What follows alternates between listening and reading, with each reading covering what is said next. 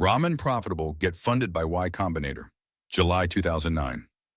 Now that the term ramen profitable has become widespread, I ought to explain precisely what the idea entails. Ramen profitable means a startup makes just enough to pay the founder's living expenses. This is a different form of profitability than startups have traditionally aimed for. Traditional profitability means a big bet is finally paying off, whereas the main importance of ramen profitability is that it buys you time. In the past, a startup would usually become profitable only after raising and spending quite a lot of money. A company making computer hardware might not become profitable for 5 years, during which they spent $50 million. But when they did, they might have revenues of $50 million a year. This kind of profitability means the startup has succeeded. Ramen profitability is the other extreme. A startup that becomes profitable after 2 months, even though its revenues are only $3,000 a month because the only employees are a couple 25-year-old founders who can live on practically nothing. Revenues of $3,000 a month do not mean the company has succeeded, but it does share something with the one that's profitable in the traditional way. They don't need to raise money to survive. Ramen profitability is an unfamiliar idea to most people because it only recently became feasible. It's still not feasible for a lot of startups. It would not be for most biotech startups, for example. But it is for many software startups because they're now so cheap. For many, the only real cost is the founder's living expenses. The main significance of this type of profitability is that you're no longer at the mercy of investors. If you're still losing money, then eventually you'll either have to raise more or shut down. Once you're ramen profitable, this painful choice goes away. You can still raise money, but you don't have to do it now. The most obvious advantage of not needing money is that you can get better terms. If investors know you need money, they'll sometimes take advantage of you. Some may even deliberately stall because they know that as you run out of money, you'll become increasingly pliable. But there are also three less obvious advantages of ramen profitability. One is that it makes you more attractive to investors. If you're already profitable, on however small a scale, it shows that you can get at least someone to pay you, you're serious about building things people want, and you're disciplined enough to keep expenses low. This is reassuring to investors because you've addressed three of their biggest worries. It's common for them to fund companies that have smart founders and a big market, and yet still fail. When these companies fail, it's usually because people wouldn't pay for what they made, for example, because it was too hard to sell to them, or the market wasn't ready yet. The founders solved the wrong problem instead of paying attention to what users needed, or the company spent too much and burned through their funding before they started to make money. If you're ramen profitable, you're already avoiding these mistakes. Another advantage of ramen profitability is that it's good for morale. A company tends to feel rather theoretical when you first start it. It's legally a company, but you feel like you're lying when you call it one. When people start to pay you significant amounts, the company starts to feel real. And your own living expenses are the milestone you feel most, because at that point the future flips state. Now survival is the default, instead of dying. A morale boost on that scale is very valuable in a startup because the moral weight of running a startup is what makes it hard. Startups are still very rare. Why don't more people do it? The financial risk? Plenty of 25-year-olds save nothing anyway. The long hours? Plenty of people work just as long hours in regular jobs. What keeps people from starting startups is the fear of having so much responsibility. And this is not an irrational fear. It really is hard to bear. Anything that takes some of that weight off you will greatly increase your chances of surviving.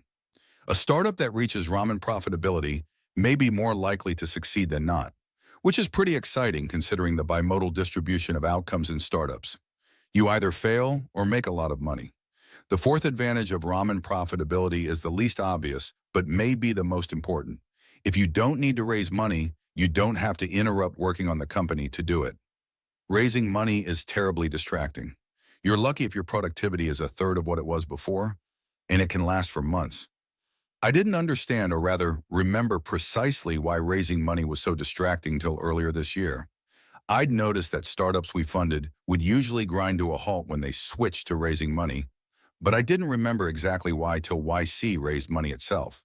We had a comparatively easy time of it. The first people I asked said yes, but it took months to work out the details, And during that time, I got hardly any real work done. Why? Because I thought about it all the time.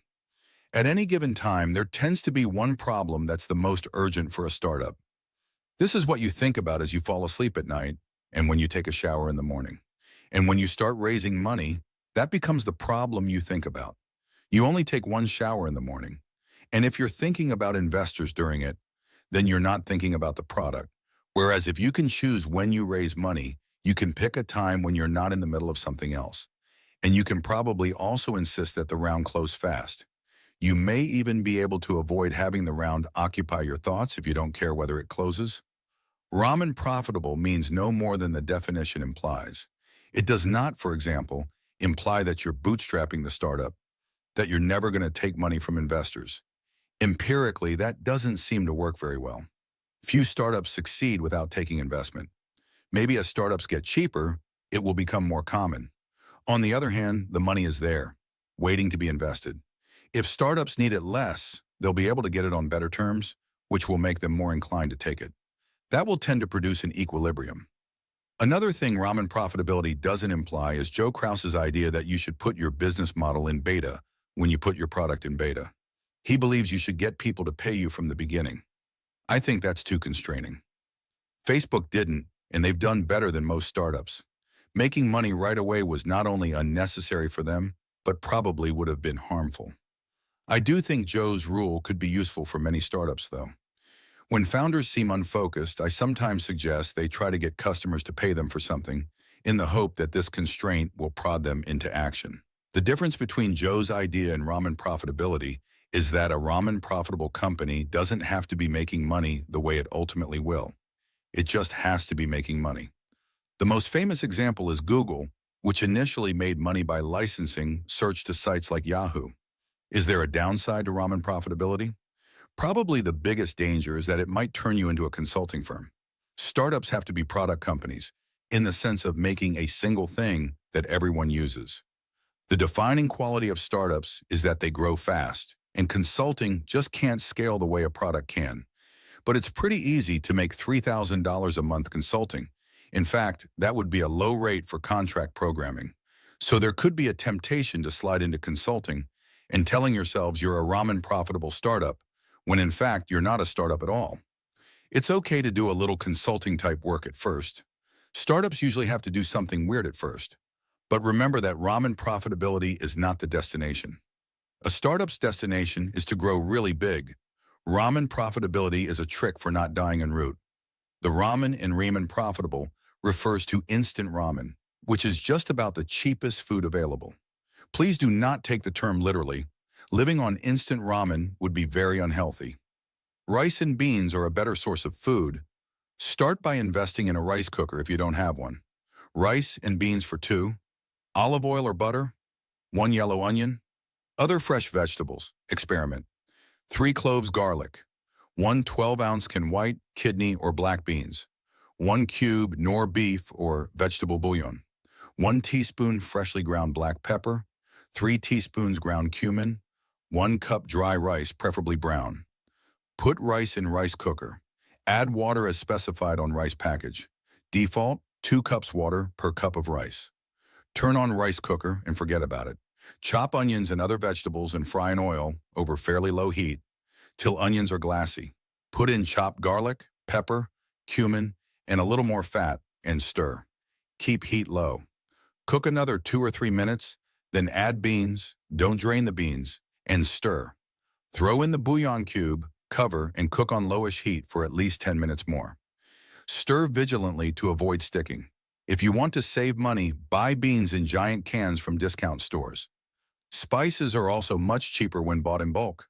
If there's an Indian grocery store near you, they'll have big bags of cumin for the same price as the little jars in supermarkets. There's a good chance that a shift in power from investors to founders would actually increase the size of the venture business. I think investors currently err too far on the side of being harsh to founders. If they were forced to stop, the whole venture business would work better, and you might see something like the increase in trade you always see when restrictive laws are removed. Investors are one of the biggest sources of pain for founders. If they stopped causing so much pain, it would be better to be a founder. And if it were better to be a founder, more people would do it. It's conceivable that a startup could grow big by transforming consulting into a form that would scale. But if they did that, they'd really be a product company. Thanks to Jessica Livingston for reading drafts of this.